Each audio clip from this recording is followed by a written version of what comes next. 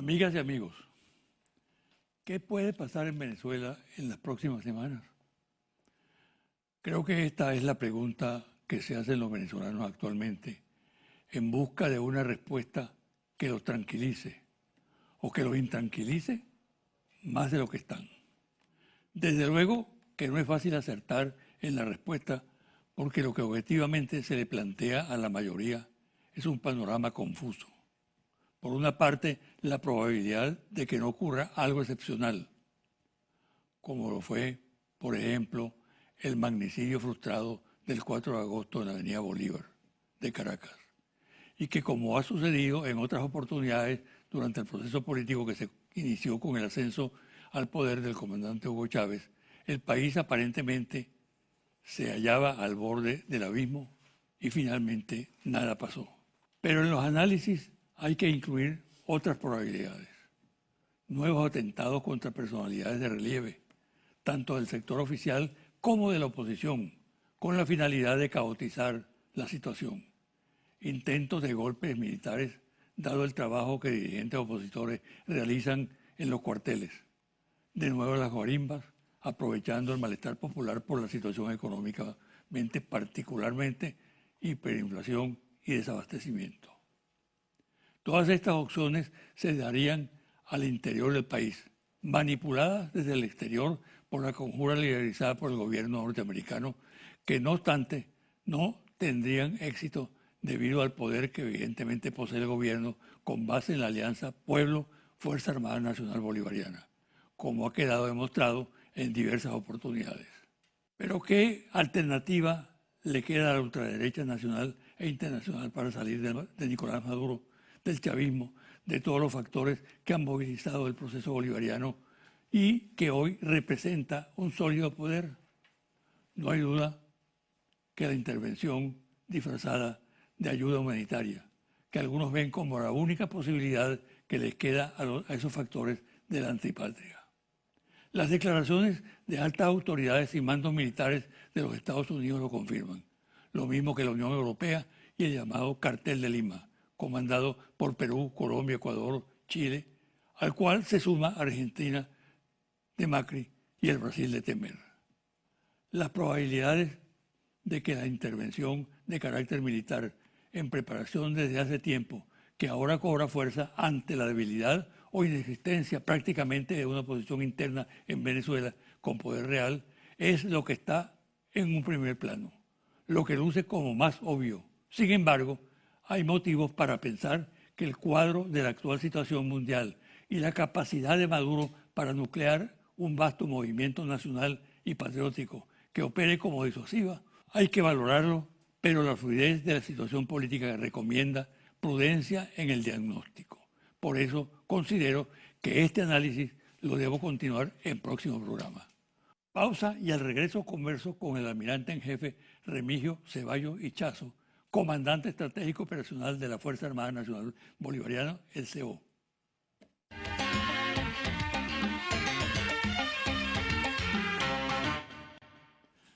Mi invitado de hoy, el almirante en jefe Remigio Ceballos Ichazo.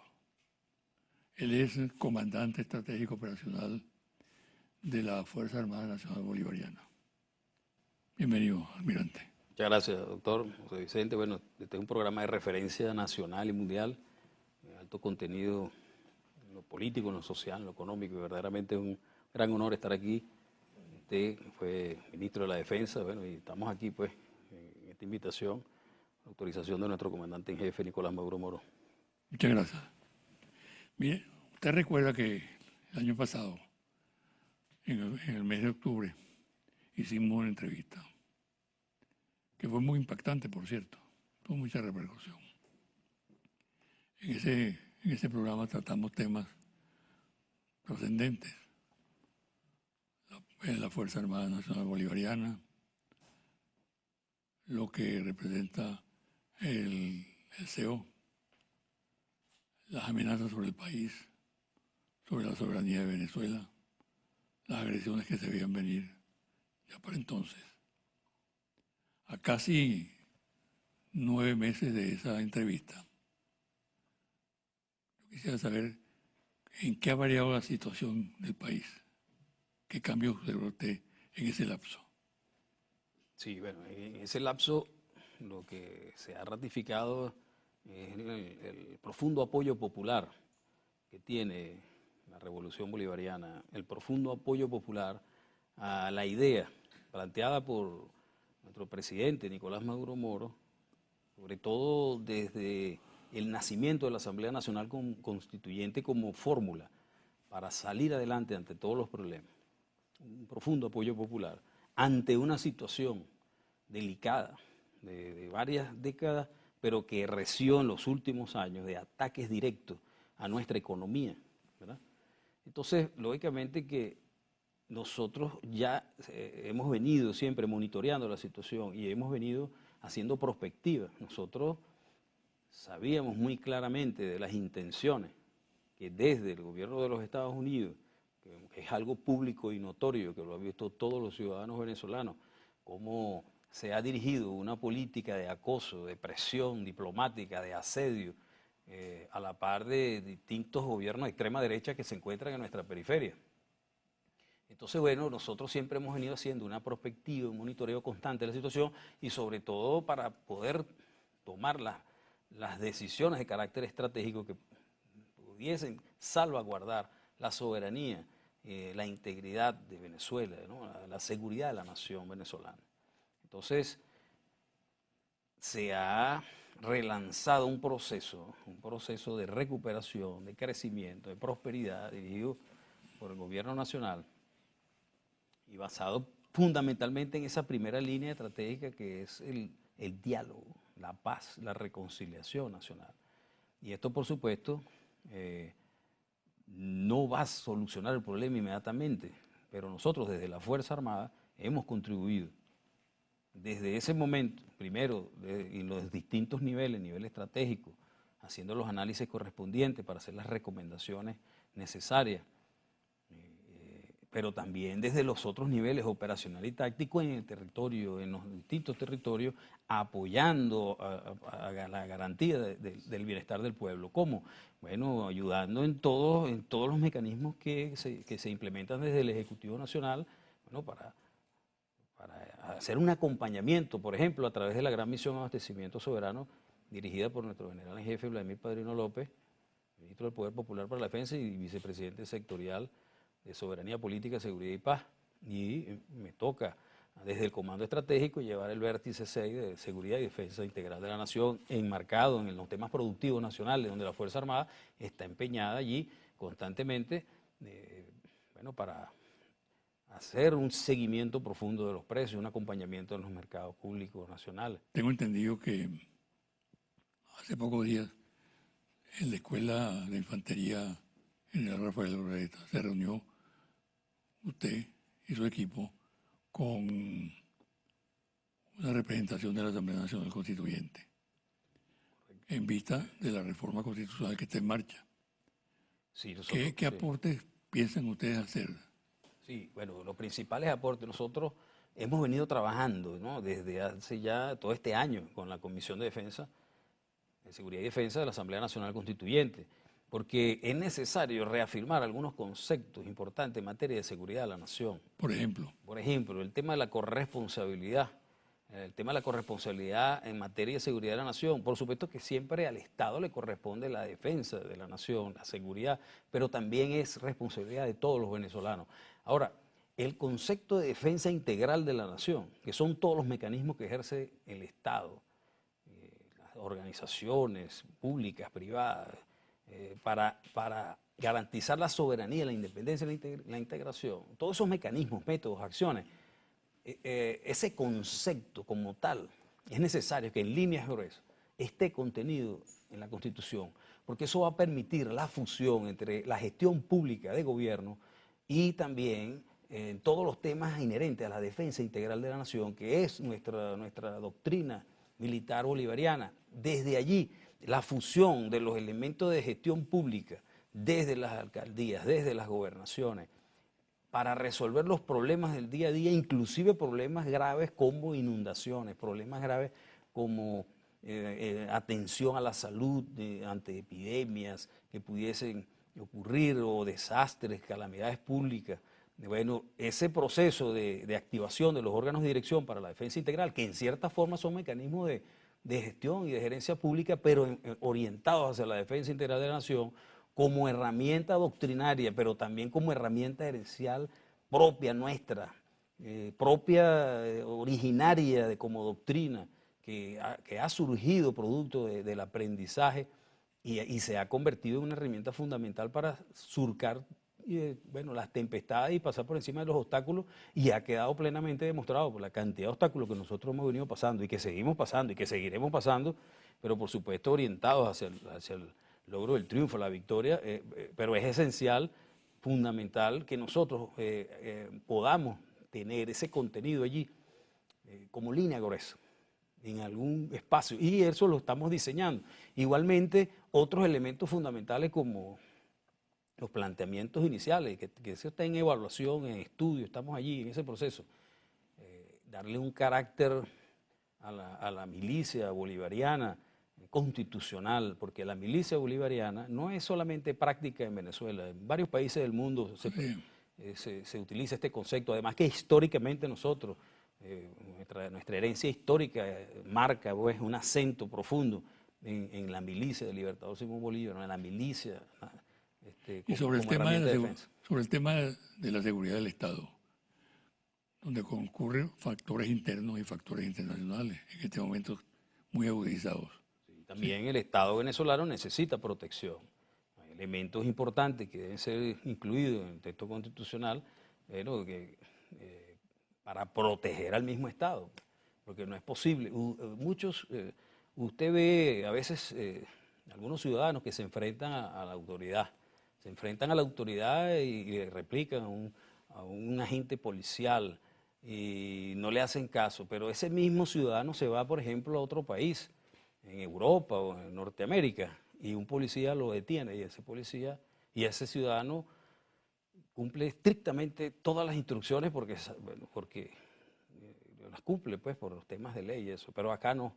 Entonces, bueno, yo pienso que si hacemos un paralelismo con el tema de la seguridad de la nación, unos ciudadanos que salgan del país a buscar y a tratar de alcanzar estrategias que destruyan el propio Estado y que ataquen al país y que destruyan y ayuden a destruir una economía, bueno, eso nosotros tenemos que tener la herramienta de cómo tomar acciones inmediatas pues contra esos ciudadanos. Entonces, esos son elementos importantes también a considerar, igualmente los temas. Ahora, ¿qué opina usted dentro de ese planteamiento acerca de la situación que se da en Venezuela, de que prácticamente la oposición legal, constitucional, ha desaparecido?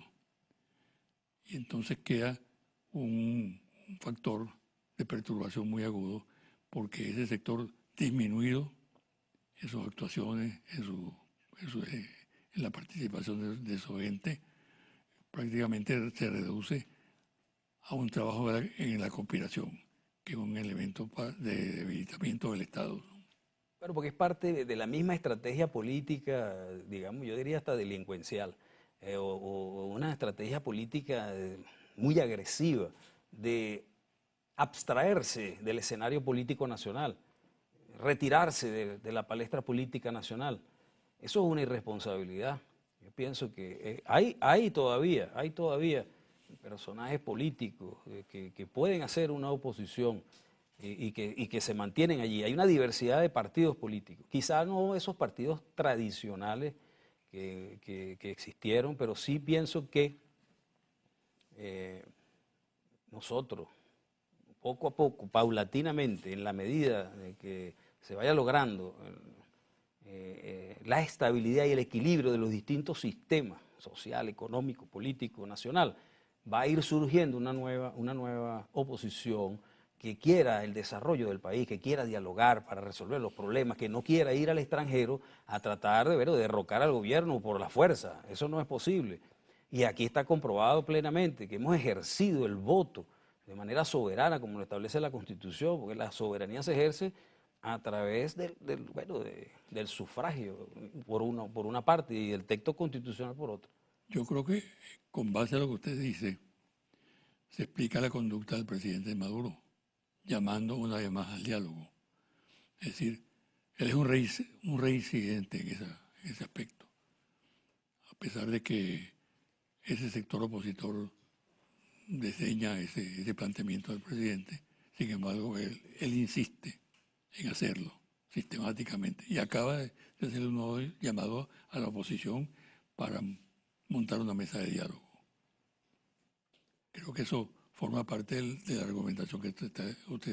Sí, y también hay que entender esa clase política que ha atacado a nuestro presidente y comandante en jefe de una manera consuetudinaria y constante, vilipendiando el hecho de su profesión ejercida durante años con mucha honestidad y mucho trabajo, por ese clasismo también, ¿no?, que afecta al mismo, el mismo desarrollo tranquilo de nuestra sociedad, cuando se critica de una manera tan directa, ¿no? Sin pensar en el gran esfuerzo, la gran preparación y profesionalismo que requiere cualquier tipo de profesión, el trabajo que hagan nuestros obreros, el trabajo que hagan nuestros carpinteros, nuestros médicos, los profesionales con los mayores niveles académicos, son exactamente iguales a cualquier persona que ejerza cualquier tipo de trabajo, porque eso precisamente es la herencia que nosotros tenemos de nuestro comandante supremo Hugo Chávez, que es precisamente la solidaridad, que es precisamente la igualdad, ¿no? La igualdad en términos de que todos tenemos los mismos derechos y tenemos las mismas posibilidades de salir adelante. Y eso en el frente interno, ¿no? Ahora en el frente exterior, la conjura que se ha conformado para agredir permanentemente a Venezuela. Sí. ¿Cuál es su análisis al respecto? Bueno, nosotros si vivimos en un mapa Venezuela en el centro, ubicamos geoestratégicamente a Venezuela en el centro. Entonces nos damos cuenta de la periferia venezolana, una serie de gobiernos de extrema derecha que intentan, pues, frenar el avance de Venezuela. Nosotros hemos recibido fuertes ataques durante mucho tiempo, especialmente desde el gobierno de los Estados Unidos, pero nosotros no tenemos ningún problema con el pueblo norteamericano ni con el pueblo colombiano. Son los gobiernos que dirigen las políticas de ataque directo contra Venezuela lo que ha mantenido esa injerencia, ¿no? Una actitud injerencista que se remonta a la época de nuestra historia, el Congreso Anfictiónico de Panamá, cuando el libertador Simón Bolívar pronuncia esa frase que los Estados Unidos de Norteamérica parecen destinados por la providencia a plagar la América de miseria. Bueno, esa misma doctrina monroísta es la misma doctrina que se presenta en estos momentos. Nosotros tenemos muy fuertes aliados también. Es decir, porque en la periferia inmediata, bueno, tenemos algunos gobiernos que se alían a esa política por el trabajo que hicieron también muchos agentes internos de la política venezolana al salir y al pedir sanciones contra Venezuela y acusar a Venezuela y a nuestro gobierno de no actuar de acuerdo a lo que ellos planteaban, pero realmente tenemos aliados, tenemos una gran cantidad de aliados y bueno, queda demostrado con la reciente visita de nuestro comandante jefe a China, donde bueno, y se ve claramente pues los niveles de cooperación que existen. Recientes visitas a Turquía, a Rusia y a otros países que bueno, en estrategia directa, en estrategia de cooperación directa con Venezuela, nos está permitiendo salir adelante como complemento de esta gran política económica de relanzamiento para que bueno, se estabilice Venezuela en lo económico y por ende en lo social. Pero por supuesto nosotros, ante las amenazas de agresión de diversos países, tenemos que tomar las previsiones necesarias para poder garantizar la seguridad de Venezuela. En concreto, para usted, Venezuela no está aislada. No, Venezuela no está aislada en absoluto. Porque la impresión que existe, exacto, debido a la mediática, a la intensa campaña de desprestigio contra el país, es que Venezuela está solitaria en el mundo. Sí, porque los grandes medios de comunicación, la doctrina clausewviana en la ofensiva, de ganarse la opinión pública, todos esos mecanismos, de todas esas grandes empresas, CNN, NBC News, Fox News y todos esos grandes canales televisivos y de prensa y periódicos, bueno, todo eso está regido por unos poderes económicos mundiales que lógicamente van colocando sus editoriales con la finalidad de tratar de aislar a Venezuela, pero Venezuela no está aislada. Esa pudiera ser la sensación, pero nosotros nos mantenemos en crecimiento, un crecimiento que fue afectado, un crecimiento que se mantiene bajo ataque, pero que hay distintas vías, distintas estrategias trazadas, como una de ellas es, bueno, buscar un nuevo modelo económico de recuperación y que nosotros como Fuerza Armada Nacional Bolivariana estamos contribuyendo también, porque la orientación que nosotros como Fuerza Armada queremos dar es también, bueno, una Fuerza Armada capaz, autosustentable, ¿verdad? Una Fuerza Armada capaz de generar, ¿verdad?, innovación para poder resolver las tareas constitucionales que tenemos asignadas. Por supuesto que nos han bloqueado para la adquisición de algunos sistemas de armas, pero bueno, hemos conseguido aliados que nos permiten avanzar con sistemas de armas diferentes que ya nosotros tenemos el conocimiento para poder salir adelante. Imagínense que nosotros venimos de participar en unos ejercicios militares en 5 países del mundo y de casi 30 países nosotros quedamos de 7º. Eso dice mucho, con Fuerzas Armadas, con la Fuerza Armada rusa, con la Fuerza Armada china, con Kazajistán, Irán, que tienen unos avances en el ámbito militar importantísimos, que lo han querido destruir a Irán en todos los ámbitos social, económico, político, internacional, cultural, económico, ajá. Y sin embargo ellos se mantienen allí. Bueno, nuestra gente ya hizo un papel excelente, y en Bielorrusia que también estuvimos. Entonces, nosotros hemos cambiado los sistemas de armas para la defensa de la nación, pero y hemos adquirido nuevos conocimientos. Entonces, bueno, ahí está la Fuerza Armada, pues, trabajando sin detenerse. Vamos a hacer una pausa, almirante. Y al retornar, quiero plantearle el tema, el militar y la política. El militar, los medios de comunicación. El militar y la opinión pública. Al regresar abordaremos esos temas. Perfecto.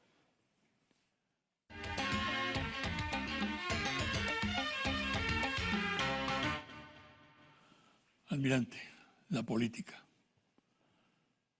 Napoleón decía que la política era el hombre. Y el Estado es la política. Y la Fuerza Armada, como sustento del Estado, es expresión de una política. ¿Cuál es la situación en estos momentos de la Fuerza Armada Nacional Bolivariana y un organismo clave de ella como el que usted dirige con respecto a la política que existe en Venezuela? Sí, bueno, en términos políticos nosotros tendremos que hablar de la filosofía política, la relación entre el Estado y los ciudadanos, ¿no? Entonces, entre un Estado orgánico, con organizaciones sociales, de esas organizaciones sociales propias de Gramsci, Gramsci quien habla de esos procesos de la organicidad, ¿no?, de la sociedad civil que posteriormente fue transversado en el siglo XX, a mediados y finales del siglo XX, a través del desarrollo del neoliberalismo, y entonces se utiliza el término sociedad civil para atacar a la gestión del Estado, a la generación de cualquier movimiento progresista o cualquier elemento que signifique la solidaridad, la igualdad y todos los principios fundamentales que, por ejemplo, nosotros en el marco del socialismo bolivariano, bueno, se desarrollan actualmente. Somos seres políticos, somos seres políticos. Ahora, nosotros por Constitución tenemos prohibido el proselitismo político. Nosotros tenemos, bueno, está muy claramente definido que la Fuerza Armada, el artículo 328, nos basamos en la obediencia, la subordinación y la disciplina. Y nosotros, además de eso, tenemos 3 tareas constitucionales: la defensa militar, la cooperación en el mantenimiento del orden interno y la participación activa en el desarrollo nacional. Y tenemos derecho al voto. Ahora, no podemos hacer proselitismo político, pero sí podemos discutir, definir y participar en todos los temas de las relaciones del Estado y los ciudadanos, sin ningún tipo Sobre todo que de contradicción. la Fuerza Armada de hoy está formada por oficiales muy capacitados, con estudios profundos en una serie de disciplinas, que incluso el Estado, la nación, requiere los servicios de esa formación que le ha dado el Estado a esos oficiales, ¿no? Por consiguiente, se justifica plenamente esa participación, que no tiene ni mucho menos un signo sedicioso, subversivo, como algunos pretenden, ¿no? Es así, a nosotros se nos critica que participamos activamente en el desarrollo nacional, se nos critica como Fuerza Armada que en un momento determinado nos dirigimos a atender problemas, todos los temas de suministro de productos diversos y estamos en contacto con el pueblo directamente, pero es que precisamente era una visión política diferente a la que existía anteriormente, que el pueblo lo tenía apartado.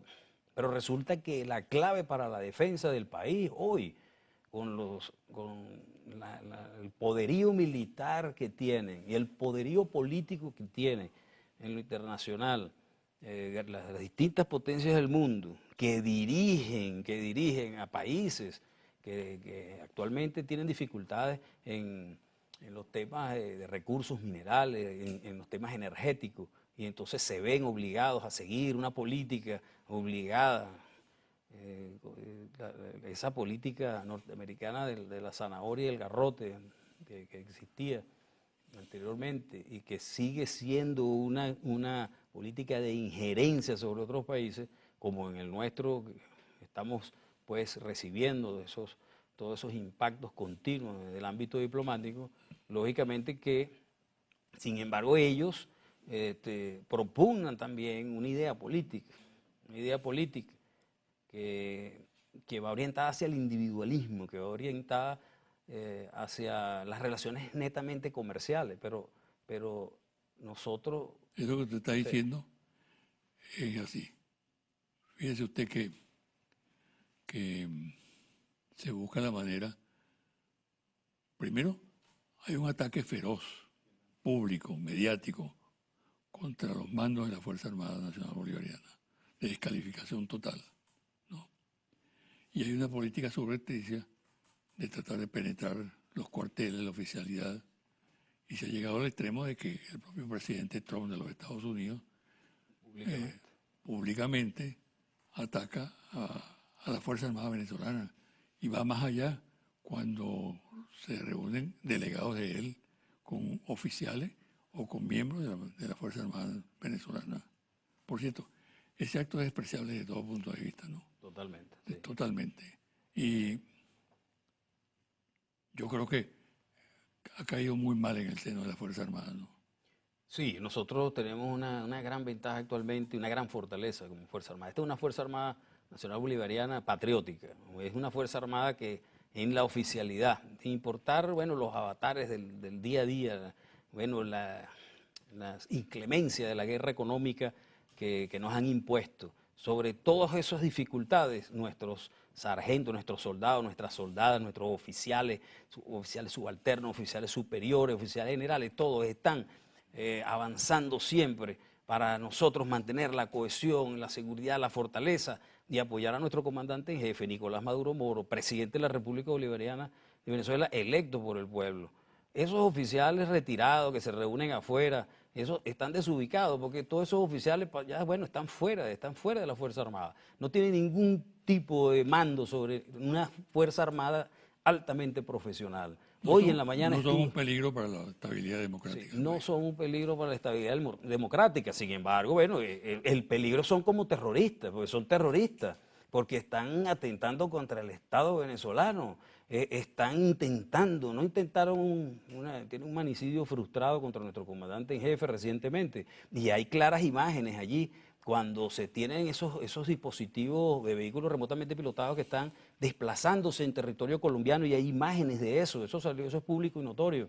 Entonces, ¿cómo es posible que un gobierno nacional se preste para que esas actividades se realicen y atentar contra el Estado venezolano? Eso es inaudito, eso es inaceptable. Y nosotros como Fuerza Armada estamos bien plantados, bien claros, cumpliendo con nuestras tareas constitucionales y bien leales a los preceptos y los principios que nosotros como Fuerza Armada Nacional Bolivariana tenemos de garantizar la soberanía y la independencia de la nación ante todos estos enemigos de la patria, internos o externos.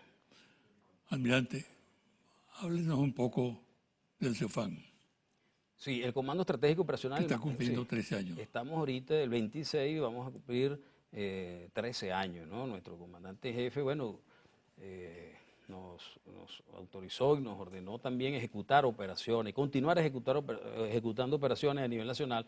Y nosotros, en el marco de estos 13 años, qué mejor manera de celebrar el aniversario del Comando Estratégico Operacional, que es el máximo órgano de diseño, planificación, control, ejecución, supervisión, pero sobre todo conducción de las operaciones de carácter militar, específicas, combinadas, conjuntas, integrales de la Fuerza Armada y de la integración sobre todo de lo que tiene que ver con la gestión de gobierno regional, local, con también las zonas operativas de defensa integral, las regiones estratégicas de defensa integral que conforman el sistema de defensa integral. ¿Qué mejor manera que hacer una operación estratégica combinada, integral, donde con participación de China, de Rusia y de la República de Cuba, también con nosotros?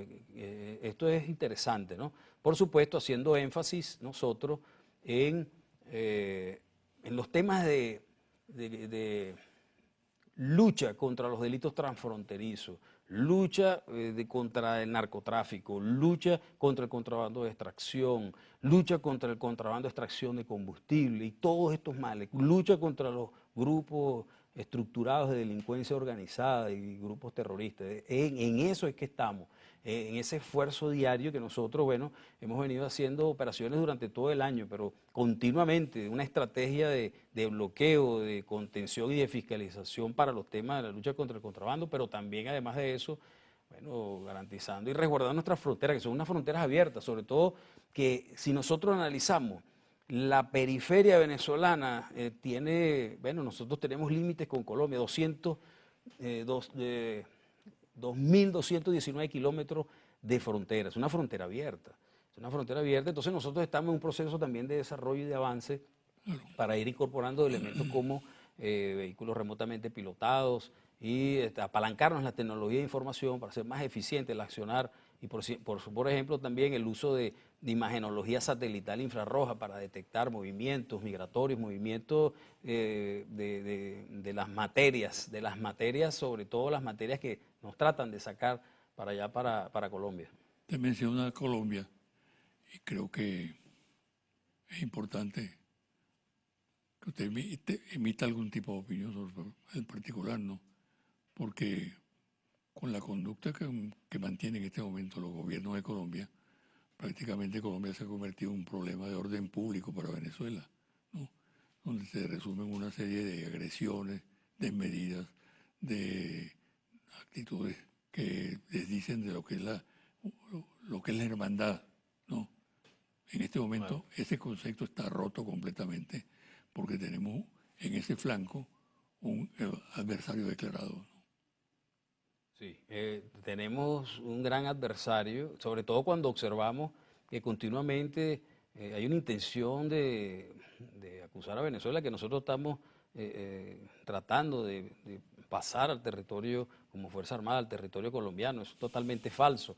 La Fuerza Armada Nacional Bolivariana, bajo el mando de nuestro presidente, nosotros respetamos las leyes internacionales, tenemos nuestro territorio, hacemos ejercicio de la soberanía, no queremos tener conflicto con ningún país del mundo y nunca jamás nuestras estrategias van a estar trazadas para ir a otros países, no. Ahora, si nosotros vemos que del lado de la frontera colombiana se vende dinero venezolano, papel, moneda en mesas y la autoridad no hace nada, no, eso es un indicativo claro que, bueno, que se está facilitando el accionar de todos esos delitos que afectan la economía venezolana. Cuando uno ve que alcaldes y ve cuáles son sus decretos y dicen que una persona puede portar 4 pimpinas de gasolina y venderlas en la calle y esa es gasolina venezolana ahí en la frontera, uno dice, bueno, entonces están colaborando con el desastre económico, ¿no?, en la frontera. En este sentido también, cuando uno observa cómo se relacionan estos políticos de Colombia con la política norteamericana, y nos acusan a nosotros, acusan al Estado venezolano de que nosotros los afectamos y que tenemos diversos elementos que afectan a su país, continuamente lo dicen, claramente lo dicen. Eso, por supuesto, nos hace ver que se convierten inmediatamente en nuestros adversarios. Ahora, los problemas entre los países deben resolverse de manera diplomática. Sin embargo, nosotros lo que hemos observado continuamente es agresión y presión, a presión diplomática constante. Y nosotros estamos en todo nuestro derecho, bueno, de defendernos de cualquier tipo de agresión. Un mensaje suyo, almirante, a la audiencia y al pueblo en general. Sí. Un mensaje que, proveniendo de usted, una alta autoridad, con la dignidad que lo caracteriza, tiene mucha importancia en este momento. Sí, el mensaje es que mantengamos una fuerte actitud de confianza, de apoyo a todo este gran proceso de recuperación, de crecimiento y de prosperidad que está impulsando el presidente Nicolás Maduro Moro. Que nos mantengamos unidos como venezolanos, que nos mantengamos unidos como Fuerza Armada. Ahí está la clave, mantenernos unidos. Ante las dificultades, siempre ir hacia adelante. Yo siempre le digo a los oficiales en todos los grados, les digo, bueno, nosotros fuimos, ahorita somos oficiales generales y almirantes, pero nosotros fuimos alférez de navío, nosotros fuimos tenientes, nosotros fuimos capitanes de corbeta, capitanes de navío. En esta situación, en esta coyuntura, nos ha tocado a todos nosotros. Como integrantes de la Fuerza Armada, momentos difíciles, pero tenemos que seguir unidos, integrados, ir hacia adelante con mucha lealtad, y estoy seguro que vamos a avanzar y vamos a salir adelante y vamos a triunfar, vamos a vencer, vamos a lograr contribuir sobre todo con el desarrollo integral de la nación, que no es más que la satisfacción de todas las necesidades de nuestras familias, de nuestra gente. Es allí la clave, la integración y la unidad de todos los venezolanos y venezolanas, para hacer Venezuela un gran país y un país con mucha prosperidad y desarrollo hacia adelante. Muchísimas gracias, almirante. Bueno, gracias a usted por esta invitación. Y siga adelante. Muchas gracias, doctor. Gracias. Una pausa y al regresar los confidenciales.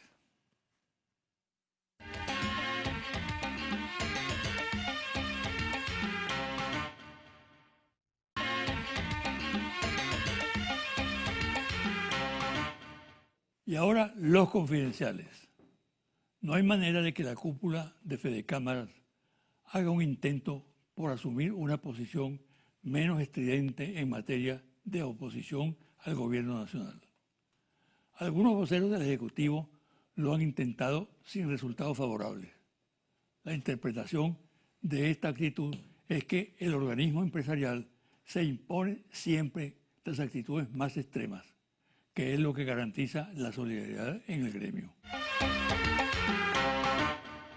Sin embargo, ciertos sectores amenazan con reaccionar y manifiestan que el diálogo debe ser participativo y por tanto deben ellos participar.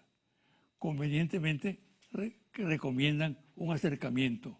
Estiman, por ejemplo, que en el conjunto de medidas propuestos por el presidente Nicolás Maduro hay aspectos positivos en torno a los cuales pueden darse consensos. Algo parecido ocurre con la conferencia episcopal.